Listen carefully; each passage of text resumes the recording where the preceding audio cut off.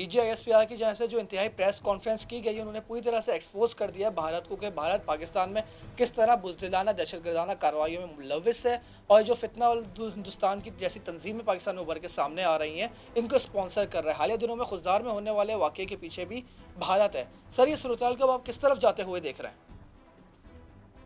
देखिए, इस पे तो कोई शक की बात नहीं है कि हिंदुस्तान पाकिस्तान के अंदर दहशतगर्दी करवाता है। उनके सेल हैं, वो बाज़ दफ़ा हमारे आदमियों को इस्तेमाल भी करते हैं इस सिलसिले में।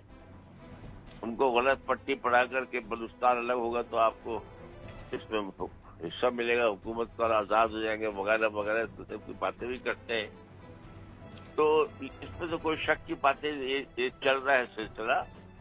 और जिस जमाने में इंडियंस के बहुत सारे कॉन्सुलेट्स थे, और तो वहाँ सब के सब आए थे इस नाम से थे कि हम लेबर को कंट्रोल करते हैं जी, ये दफ्तर और वहाँ जो अफगानिस्तान में काम कर रहे हैं, हम प्रोजेक्ट चला रहे हैं, ये वो लोग हैं। लेकिन वो सारे के सारे रॉ के एजेंट थे जो फाइनेंसिंग करते थे, हथियार देते थे, टारगेट देते थे, इंटेलिजेंस देते थे।